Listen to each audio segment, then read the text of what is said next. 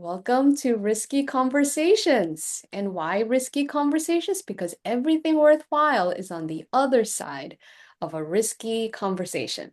And today I'm really delighted to have Irina Cozma.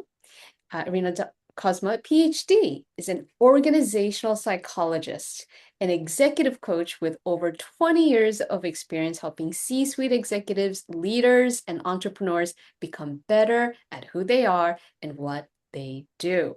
She specializes in expanding what people think is possible, helping them see more options when they feel stuck and develop the mindset of a possibility thinker. This is in so much need right now, probably more than ever. So I want to hear more about possibility thinker. But also, Irina is a frequent contributor to Harvard Business Review. She teaches at Purdue University and has held leadership roles at Salesforce and Wells Fargo.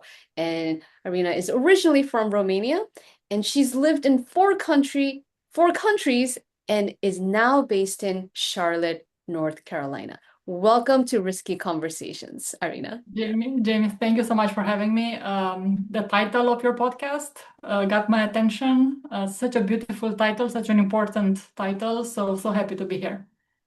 And speaking of risky conversations, feel free to answer it whether professionally or personally. I am curious for you, what was one of the riskiest conversations that you've engaged in, and why was it worth Mhm. it? Uh, I think many times we are put in those type of situations willingly or not. And the question, how do we react and what do we do? Sometimes we initiate the conversation, sometimes somebody else initiates. I was at the receiving end of some conversation that were more like aggressive people screaming at me that I had no control on. But I will actually answer your question from a conversation that actually I initiated and I felt like I have more control on. So that's a story of a time on when, in my innocence, I decided to give feedback to my manager at the time. Quick question, I where were you like maybe you can set the stage a little bit. How young were you and where were you in your career when you decided Such I'm a going good to give question. feedback to Yes, my manager? such a good question. It was later in my career. Mm-hmm. Very good question. Yes. In retrospect, if I have to think right now, yeah, I don't know when the pendulum tilted for me to be able to have this type of initiatives in my professional life. I would also say that on the same time, I'm from Eastern Europe. Eastern Europeans are known to be more direct. My personality is also very direct. So I had other examples of me saying something that looked like risky a couple of times in my career, not on the feedback side, but other times. So I think when one of your fundamental values is being violated, it's not like there is no much options that you have. It's like it just spills out of you because one of your fundamental values was violated. So now that you ask me this question, I remember early in my career, fairness, which is one of my fundamental values, was violated. Back then, I did not know that fairness is one of my fundamental values. But and I speak up and I said something that in retrospect looked like crazy and courageous. And the example that I am about to give, it's another value that again is very fundamental to me, which is freedom. Mm. And I didn't feel like I have a choice not to take the action, not to give the feedback, not to have the courageous conversation. That my brain didn't know any other way than forward and doing something about it. And how was your like what was happening that you're like, I have to give feedback because my fundamental value of freedom is being violated? I went through my career being pretty lucky on the managers I had, Mm. and all my managers usually gave me a lot of freedom. You don't know what you have until in retrospect you realize what you've had when you don't have it anymore. And I was very able, and they were very able to work with me, like the way I was. Like, give me something, I'll figure it out. I'll come back to you if I get stuck, if I make a mistake. Be sure I'm coming and I'm going to let you know. So how we correct the mistake. So they trusted me that I can figure it out and I can do my job. And that was a wonderful gift that all these managers gave to me in retrospect. And when I encounter a manager that couldn't give me that gift, my brain was like completely in shock. Like, what's happening here? I didn't know what's happening to me. It took me a while to understand why I cannot breathe and why I feel like I'm in a jail.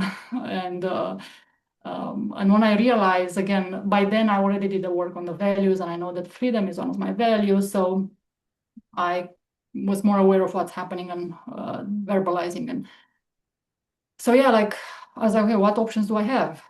The first option is to do something about it. Try to influence something here. And again, I am having hard conversations with people because again, I don't know how not to have them many times. Mm. So this was like, let's figure something out. And I think it was a one-on-one, so I didn't schedule a special meeting to talk about this. It was during a one-on-one, and I was like, you know, uh, I catch a moment that when she said like she had so much work to do, she stayed until midnight to finish some things, and I knew that she is very much into my business and tries to figure it out everything that I'm doing. And I was like, I can take more, I can do more. Let me give me a little autonomy when you don't have to work until midnight, and give more to me. I can take more, and let me do work. I can do work. Let give it to me. Release it. And it's a win-win, you know. I get to do things that I love to do, and you have more free time. So it was like a very nice proposition from my point of view. You And in that advocated point, for yourself. You yeah, advocated for yourself. Yeah. yeah. So even me again, meet the direct one. Try to be as I try to package as much as I could that Mhm. conversation and not be too blunt or too rude in that conversation. And to my surprise, again, I don't know how the conversation went. At one point, she did say, "Oh, I got feedback before in my career that I should delegate more. Mm. Um, I will try to do more of that." So I was like, I had a mixed reaction when I heard that because I was like, okay, so you know about it. It was said to you before. Mm. This is not news to you. So in a way, I felt relief. I'm like, oh, I'm not saying something here that you did not know, so you can get aggravated with me. So you the information that you already had. But also I got a little skeptical. So she had this information for many years. And here she was not being able to make any change as far as I could see. But here she was saying again the words, I will try to do something. Mm. And again, me in my naivete and my innocence, I believed it. I was Mm. like, if a person says I will, I'm like, okay, let's see it. She couldn't.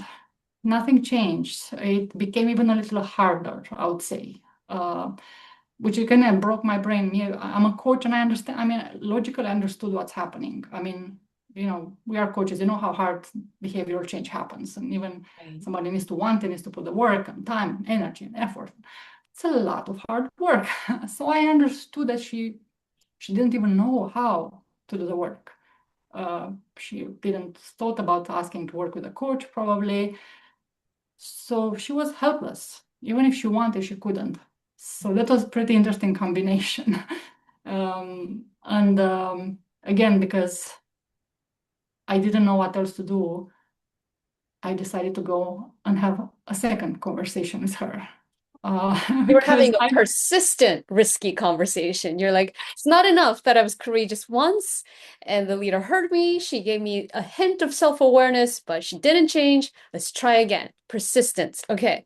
And then what happened when second time you engaged your manager who was micromanaging? yes, Yeah. so this time she was not so willing Mm. to have a more amicable conversation. Mm. We had this, I mean, I remember the words because I'm like, again, in retrospect, oof, I'm so sorry for a person like that. But in the middle of it, I was like, I mean, it broke my brain. She literally said that she needs to know everything that I do. Mm. And I tried to explain to her that in 21st century, in a white collar knowledge worker type of environment, you cannot literally know. I cannot remember all the things that I did also. And you cannot do this with all the direct reports. It's not humanly possible. I mean, it's not, to me, this is a fact. And this is what I said, this is a fact. And she literally said, this might be a fact for you. It's not a fact for me. I need to know everything. So this level of illogicality, I Hmm. didn't know how else to do. And what happened after that is that she scheduled meetings with me every day to ask me what I'm doing, what I'm going to do, what I'm doing, what I'm going to do. So um, again, pretty mind blowing. I'm very proud of myself that I had the two conversations. But again, to me, it was not even courage. It was like it was a survival stuff. It Mm. was like that's the only thing I know what to do, how to make sense of the situation. Mm. So in hindsight, what did you gain from that experience that made this experience worth it? Because, when somebody hears that, it's like that almost sounds like you encountered backlash for This speaking was up for yourself, But you gained something. Because the question was, why was it worth it? So what did you gain in hindsight that made that experience worth having? in the retrospect, Mm. that was one of the biggest gifts that somebody gave to me. Whoa, that was one of the biggest gifts that somebody gave to you. Wow. And, Um, and when did you learn that it was the biggest gift and what kind of gift? I realized it. I mean, I realized that portion of it after the fact pretty early.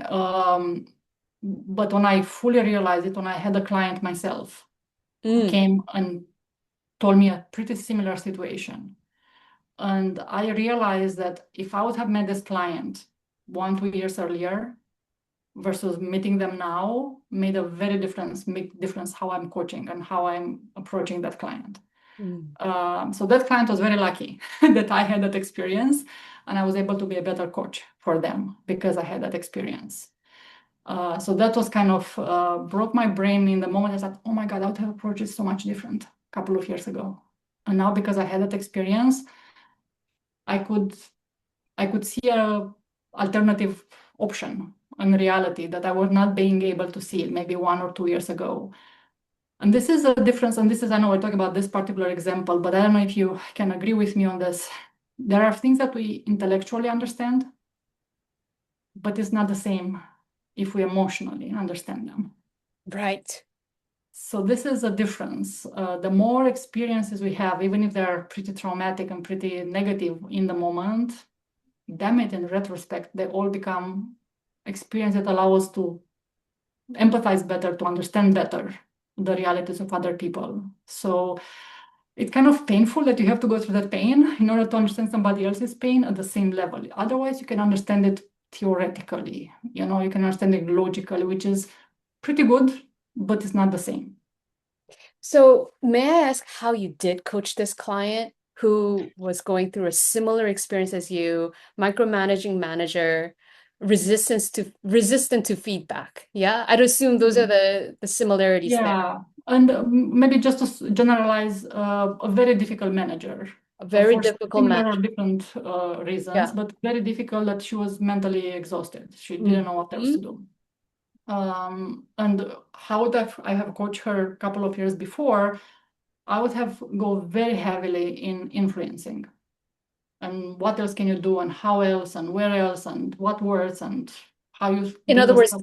who are the other people you can speak to? Is that what you mean by influencing, or do you mean something different when you say influence? Both direct influence or indirect influence. Strategic influence is one of my favorite things to coach on. Mm, And I think our life it's a continuous moment, so strategic influencing.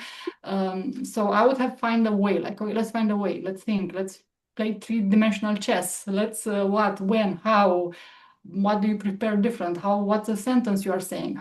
I would have pushed a little harder on that.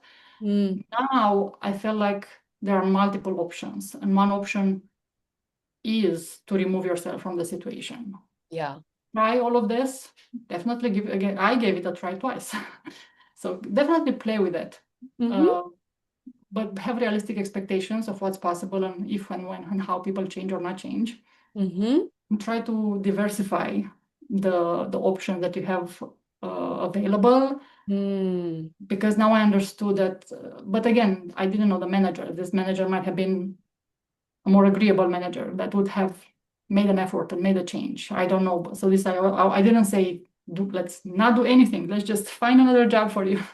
But I say, okay, let's have more realistic expectations. So even this idea of realistic expectations and uh, hope for the best, prepare for the worst, or the other way around. um, and give her more credit that she knows what she's talking about, and that Wait, when you craziness in say her. that, who are we giving credit to? Are we giving credit to the client or are we giving credit to the micromanaging manager? The It's a, client that they yeah. understand, and again, I would have pushed it more on like it's possible. There is Mm, a way. We can find it, and sometimes you cannot find it. mm, And again, I calibrated my own realities and expectation of what's possible. Because again, even me going to that person twice, it tells you a lot about me because I think it's possible. I mm. really think needs to be like you need to tell me no many, many times for me to stop. Yeah. Uh, This makes me so think of how, I coach clients who encounter difficult people at work. And, sometimes I ask them, what do you want to happen? And they're like, I want that person to change. And I'm like, yeah, but they're not in the session, right? The only person you can influence or change is yourself, right?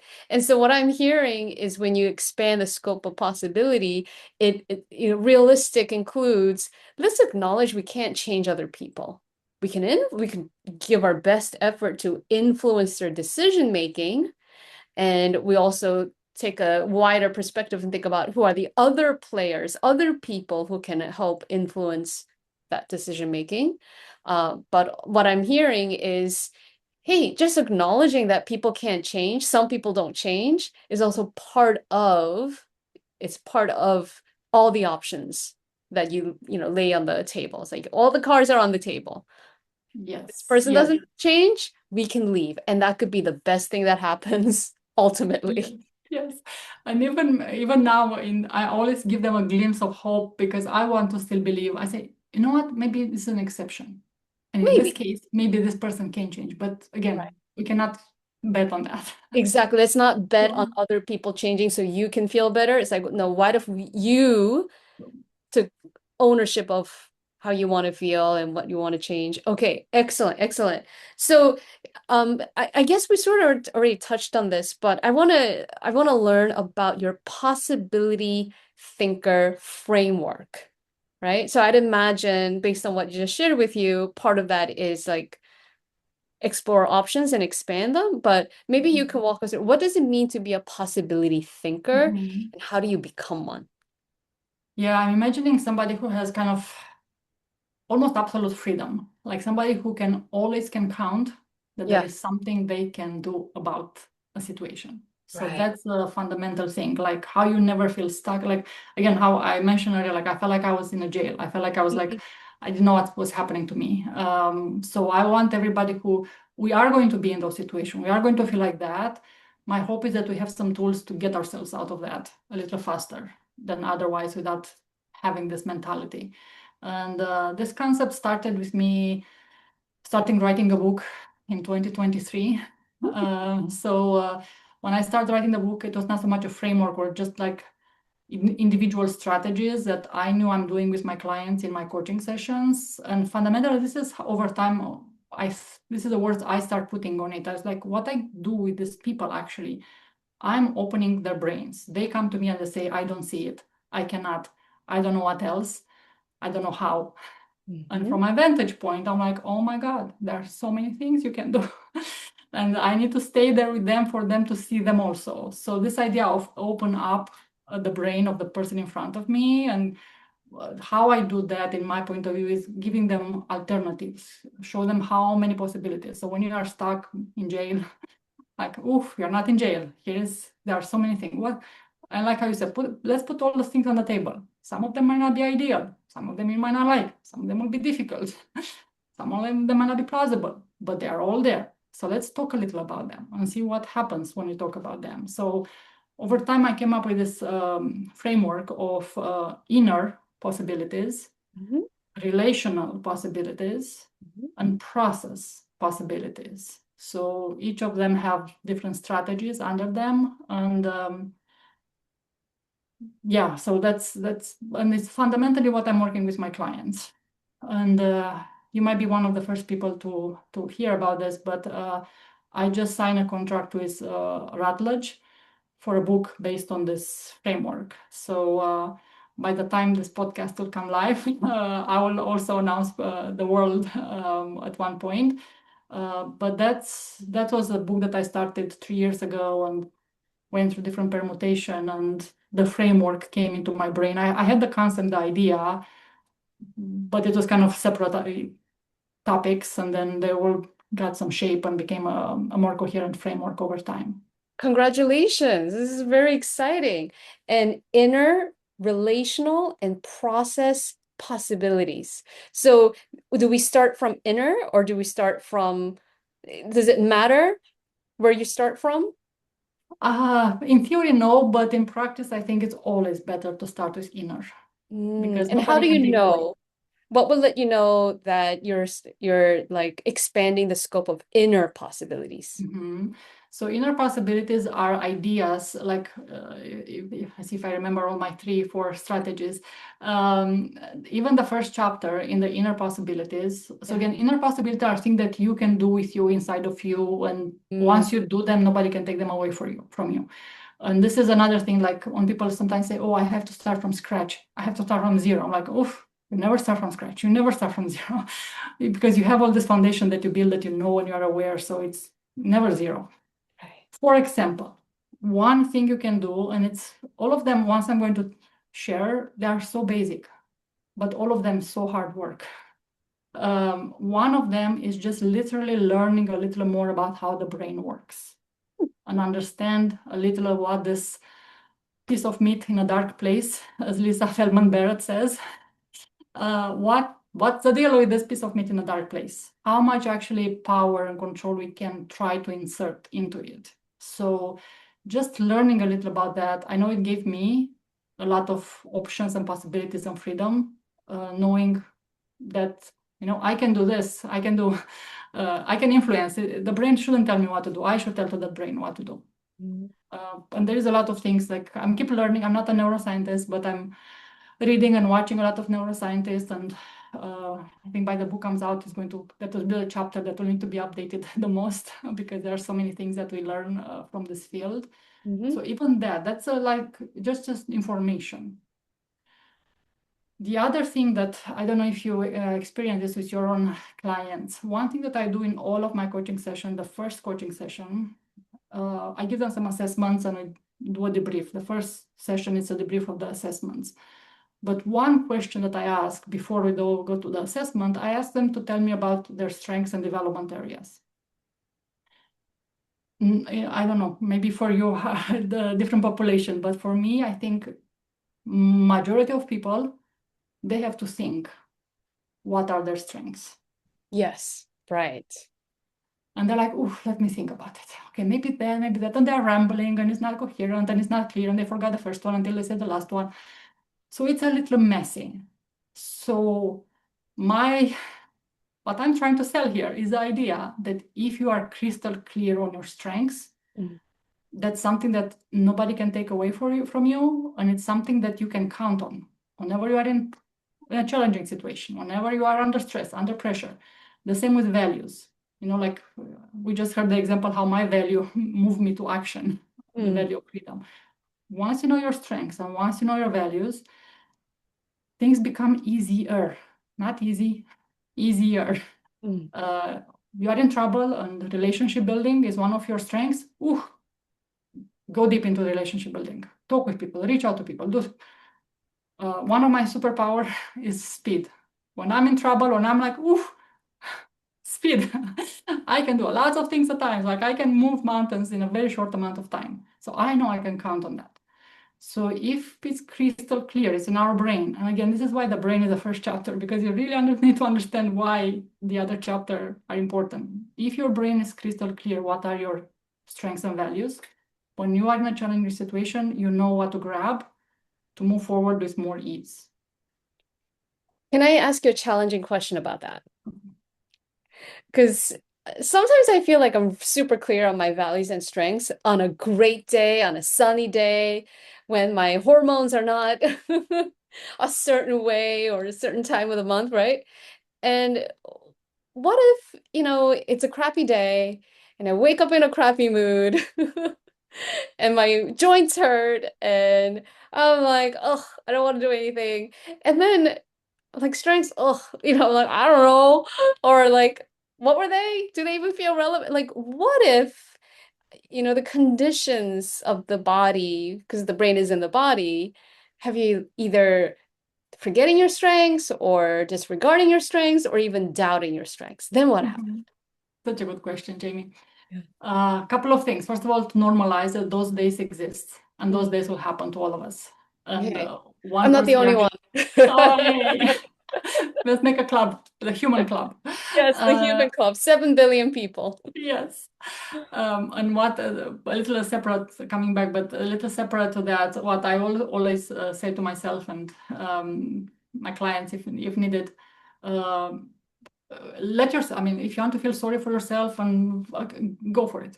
I mean, go for it. Oh yeah, you write them permission slips. And I'm writing to myself many times. Yeah, Okay, it's a disaster. It's whatever. And I yeah, think we are talking before the session, like, yeah, I have back pain, upper, lower back pain for yeah, more yeah. than 1 year. And I think I can give a PhD in back pain right now based on Yeah. how many things I learned about back pain. Mm, So yeah, that's happens. There are days when I'm like, I don't know, I'm exhausted. I don't know what else to do with my life. I'm like, why? My brain is exploding of how much pain and I'm like ongoing. hmm So yeah, there are days like that. But here is where something like values and strengths can come in. So mm, the example in how I integrate this in my particular case. So, and I think you said earlier, I'm persistent, like with a manager. Like, yeah, that's kind of a thing. And I think you probably the same. You have this characteristic. Many entrepreneurs, it's no other way to do this type of yeah. line of business otherwise. So that persistence is a thing, so okay, yes, I feel bad. Okay, what else can I do? This is a very useful question. What else can I do? Mm, Okay, because being in pain is not the best option. It's an option, but it's not the best one. Like what? Okay, who else can I talk? What else can I learn? What else can I ask AI about? Like how many times I explain to AI all my symptoms and give me idea solutions. What can I try next to do? And so this is how you draw in one of your strengths. Okay, persistence, or one of my values, like the freedom. Okay, I want to be free of this stupid pain. So my job for myself is to hmm figure it out a way forward to stay in alignment with my values and with my strengths. Nobody's going to do that work for me than myself. But again, I can take a break and I can feel like, okay, I'm going to feel sorry for myself for 24 hours. And I'm going to think I'm the most unluckiest person in the world and think all the things and feel all the feelings. But then you have to snap out of it um, because you made some decisions that these are the values you want to live. Yeah. And you know that you have something at your disposal. You're not lost in the universe. You can do something. And there's something really clever about giving ourselves that time boxed period to feel whatever it is that we're feeling or think all the thoughts. I was very sick earlier this year, so I experienced a lot of pain. And so what I'm hearing is you can have your strength, but it can just look different when you're going through something, especially, physically, right? And what you just shared, I had to do. I had no choice. You know, I had to be on my side or, prone, lying down. Yes, asking AI, and then just I had to like accept, I had to allow myself to feel what I'm feeling, the pain and the fatigue and like the self-pity. And I just had to be like, yes, it is what I have to just allow myself to be with it. And then I did this thing where I intentionally chose to be grateful for, I'm like, I have a body, I I even have a business I can put on pause, right? And I've been told from other people who study the brain science that gratitude ignites different neurochemistry in the brain, right? So it kind of reduces the cortisol and it can Mhm. help, maybe help ignite some endorphins or some that good feeling serotonin. I'm not precise on that, but But thank you for sharing that. It's like your strength can look differently in behavior when you feel good, and when you don't feel so good, it can look differently. But before you know Mhm. it, you're still activating that strength of whether that's persistence, not giving up, freedom, yeah, their values. So thank you for sharing that. Thank you for sharing that. And I'm really excited to hear your book is going to be published. You'll have to come back and, you know, market, tell us more about the book when it is published. Yeah. So, something that you mentioned earlier, that you're Eastern European, you're very direct, and you lived in four different countries. You lived in Romania, you're now in North Carolina. What were the other countries you lived in? Republic of Moldova and Spain. Which one was your favorite? It's very hard to answer that question. Yeah. But I will say there are two cities in this world where I feel like home. And the two cities are Barcelona and New York City. Ah, okay. And what Um, what did living in all the different cities, Barcelona, New York City, Moldova, Romania?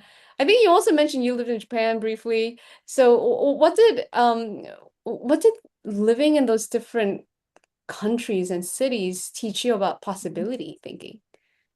Uh, I think the fundamental thing that I realized, and by the way, even this realization came actually from different podcasts, people asking me similar question, and I'm framing it for myself. But what I realized at one point, and this is my point of view, somebody else can come and have a different point of view. But for me, there is so much, or maybe it might be the most obvious thing that I'm going to say.